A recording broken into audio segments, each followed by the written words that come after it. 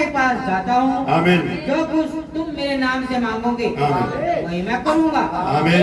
उत्तर के द्वारा पिता की महिमा हो। हालेलुया। यदि तुम मुझसे मेरे नाम से कुछ मांगोगे जी तो मैं उसे करूँगा। आमीन। God bless you.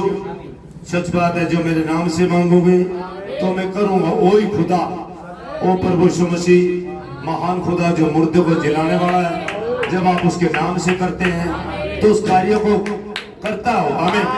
तो मैं नबी के संदेश से लेऊंगा, ज्यादा नहीं बोलते हुए। क्या आप कल्पना कर सकते हैं कि यीशु मसीह इस बाबत प्रसन्न कर रहा हो कि क्या उसके पास आंधी और लहरों को रोकने का विश्वास है या नहीं, अथवा उसके पास लाजर को मुर्दे में से जिलाने उठाने की विश्वास है या नहीं।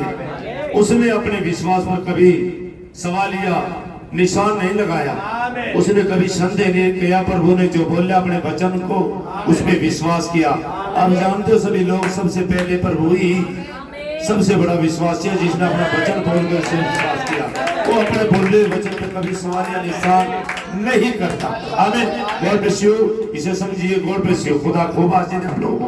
अब देखिए, इससे पहले कि हमारे पास विश्वास हो, हमारे पास विश्वास के लिए कोई ना कोई तो आधारशिला होनी होती है। समझ रहे हो? इससे पहले हमारे पास विश्वास हो, समझ रहे हो, और हमारे पास विश्वास के लिए कोई ना कोई आधारशिला होनी होती है।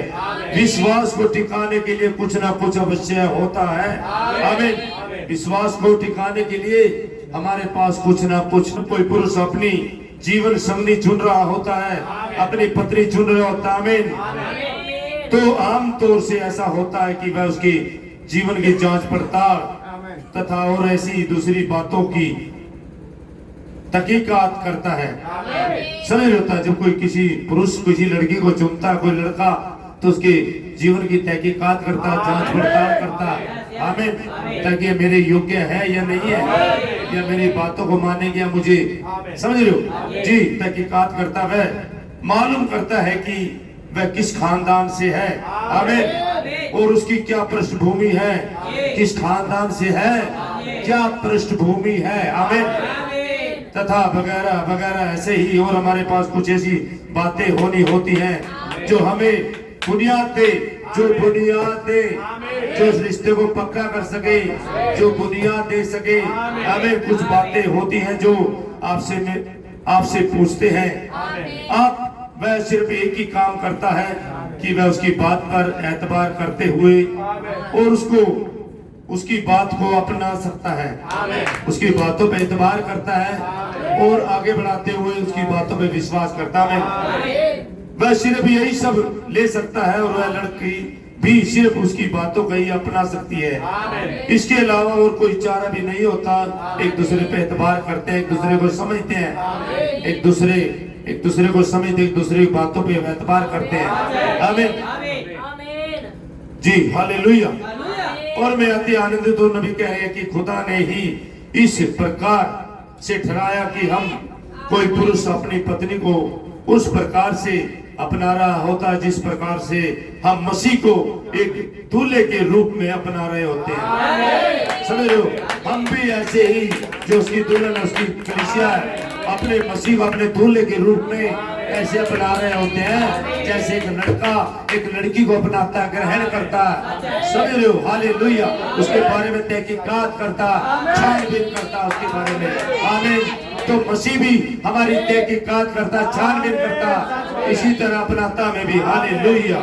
और यह जिस प्रकार से वह हमें एक दूल्हे के रूप में, दुल्हन के रूप में अपना रहा होता है, हमें तो इसे वचन की आधारशिला पे ही टिकना होता है जी, टिकाना होता है। आधारशील वचन की आधारशिला पे ही आना होता है, वचन के साथ ही टिकना होता है। वचन जो कहता है उसकी विद्वांसी में ही आना होता है। वचन ही आधारशिला है। हालेलुया। इससे और कोई बात सोचने के लिए और कुछ बात देखने के लिए नहीं है। अब देखिए, कुछ भी हो, हमें ये क्या ही है, हम यहाँ कैसे आए हैं, हम यहाँ पर किस लिए आए हैं, हम उन बातों पर विचार करते हैं। या कभी आपने सोचा कि हम सिर्फ इंसान मात्र हैं और ये क्या ही जो हमें इंसान बनाता है, ये क्या है जो हम धरती पर एक दूसरे जीवों तथा और दूसरी चीजों से अलग बनाता है जी।